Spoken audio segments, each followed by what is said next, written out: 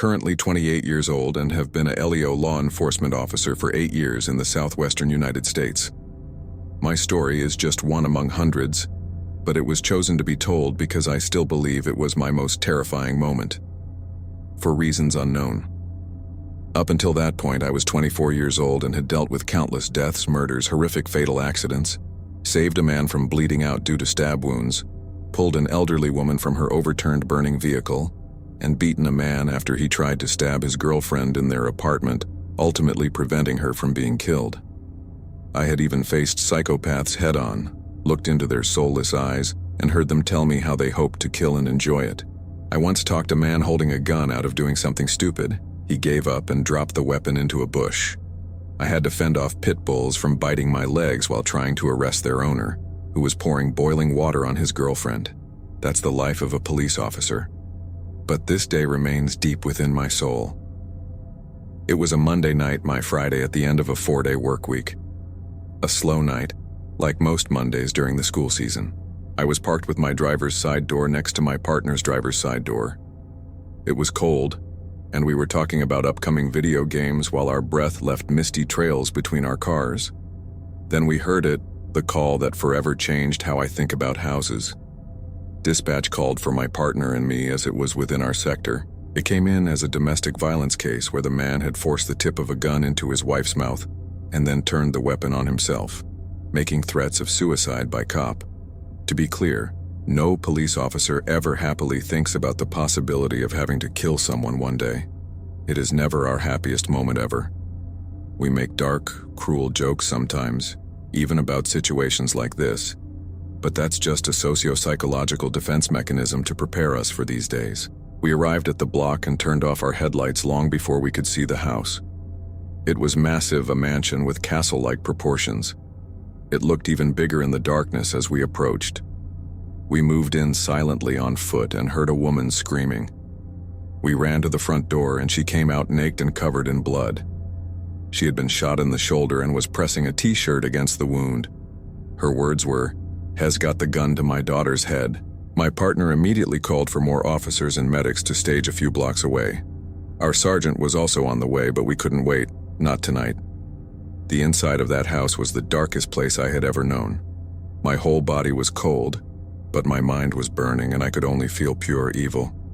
For those who have never experienced it, I will never be able to explain it well enough. Pure evil, you can feel it in your soul. It's like suddenly stepping into a fog where life and happiness are far away, unknown, where the only colors are black, gray, and red. We approached the door with our firearms ready. I had my M4 rifle, since this involved a gun. The advantage usually helps in situations like this, but this time, it was irrelevant to the horrors inside that house. We rushed in and were met with a huge entryway. We quickly took position on both sides, trying to locate the suspect. Then we heard it. Boom. Boom. Boom. Boom. Gunshots. Somewhere in this dark house upstairs. We rushed up the winding staircase with open railings. For a few seconds, his back was to the landing. We ran up those stairs as fast as we could. Then we heard the girl, screaming as if her insides were being ripped out by bare hands. We ran toward that door as fast as we could, and just before we reached it, we heard 2 more shots.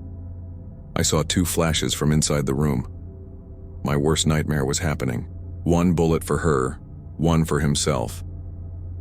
Then I quickly realized I could still hear the girl. We stormed into a bloody disaster. He was dead, and the girl was hogtied. Blood was splattered across the entire room. There were black candles and sacrificial objects everywhere. Thank God the little girl was unharmed. The guy had shot himself multiple times, 3 in the stomach, 3 in the chest, and he tried 3 in the face. But the second one was instantly fatal. I have no idea what was happening. I have no idea why the house was so dark. But that poor naked little girl was safe, and that was all that mattered. She was later placed in state custody. She was only 2 years old. Her mother, covered in satanic ritual tattoos, later admitted that they had planned to kill the girl who had no birth records. She was given a name Lila by my wife and me, and we love her to death. We ended up registering to become foster parents and were granted custody after a year of legal nonsense. The woman was declared criminally insane indefinitely and later died of a heroin overdose before one of the court hearings. Lila is now an incredibly talented first grader, and in 5 months, she will have a little sister. When I worked in corrections, we had this very old unit. By the time I started working there, it had already been closed for a few years. In my early days, it was basically a giant storage area for extra supplies in case the main supply depot wasn't open and we needed something. This unit had previously housed our death row. While it wasn't the site of the execution chamber, it had certainly seen its fair share of deaths in the 40 years it was operational. Anyway, one night as a rookie, I was sent over around 1 a.m. to grab some supplies we needed. I checked out the keys, entered the building, and decided to wander around and explore the old unit while I was there. I was alone. There was only one key, one entrance, and one exit. All the doors locked from the outside once you were in. So, as I was wandering around, I came across death row and figured I'd check to see if my supplies were there. They were. I started gathering everything when I suddenly heard what sounded like voices. I stepped out of death row and walked down the main hallway, only to find that one of the cells had a TV on, playing a local news channel. I looked around for a remote to turn it off but couldn't find one, and the control room was locked. So I went back to death row, and as soon as I stepped inside, the TV shut off. Weird. Maybe it was just cycling on its own or something. I went back to searching for my supplies, and then I heard it again.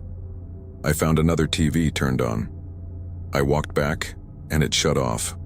Then it happened again, but this time it was louder and more chaotic, like multiple TVs were on at once. I walked down the hallway and realized that every single TV in the unit had turned on. Each one was playing a different channel, all at full volume. At this point, I was scared out of my mind. I ran back to the death row corridor to grab my supplies, and the second I got there, all the TVs shut off at the exact same time. Nope. I was done. I bolted for the exit. But then I heard a loud crash behind me. Curious but terrified, I turned around and shined my flashlight only to find a bookshelf which I hadn't even touched, completely toppled over, with stuff scattered all over the floor. Nope. I was out. I ran as fast as I could and didn't look back. Say what you want, but something was there that night. I don't know what, but something was there. None of those things should have happened, and definitely not the way they did. I'm a skeptic to my core, but I have no explanation for what happened that night, and I'm not the only one. I've talked to plenty of coworkers about it, and they've reported similar experiences, as well as completely different unexplained events in that unit even when it was still occupied and in use. Thinking back, I actually have a few stories from that prison, but that one was probably the scariest. Another happened in the oldest unit we had. One night, while reviewing security footage, we could clearly see a misty figure of some kind walking from cell to cell through the solid concrete block walls. And when it disappeared, we clearly saw a puddle of water forming under the door in the middle of the hallway. The cell was unoccupied at the time, and we were never able to find an explanation for it. That one was pretty creepy too. I am a police officer, and my scariest moment wasn't a fight, a crash, or anything like that. Here it goes. At 3 a.m., I was called to respond to a suicidal woman in her low-income apartment. My partner and I found the unit, and I knocked on the door. It creaked open slowly, revealing total darkness inside. I identified myself, "Mom, this is the police. We're coming in." No response, but I could see shadows flickering from a candlelit room toward the back. I stepped inside and saw the woman sitting on the edge of the bed. She had a normal-sized torso, but her arms and legs were abnormally small like those of a baby. She was wearing a dirty, stained pajama set, and her tiny legs were kicking rapidly. She was whispering to herself, rocking her head back and forth. I noticed several candles on the nightstand, which was covered with figurines of the Virgin Mary. The walls were filled with crude sketches of crosses, upside-down crosses. Mom, this is the police." That's when I noticed the rope in the closet swaying slightly. Her wrinkled face turned toward me. "You can't help me. The devil has me." Yeah, I wasn't planning on sleeping for the rest of that night shift. Edit. Some people were asking for more details, so here they are. I called my partner. He took one look at the room and said, "F this," then went to let the paramedics in.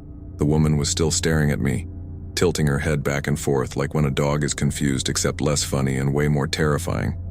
I said, "Mom, we're here to help you. The paramedics are coming up."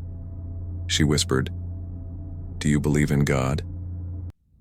The apartment was deathly silent as I whispered back, "No, Mom." She nodded and said, "That's good. Were you planning to kill yourself tonight, Mom? I've been dead for years. Tonight, I was going to end the pain." She slid off the bed onto the floor, lowering herself into a push-up position on her tiny, deformed limbs, still staring straight into my soul. The bed was covered in brownish-red stains, one layered over another, over another. She reached under the bed and pulled out a small glass bottle. The label read, "Holy Water."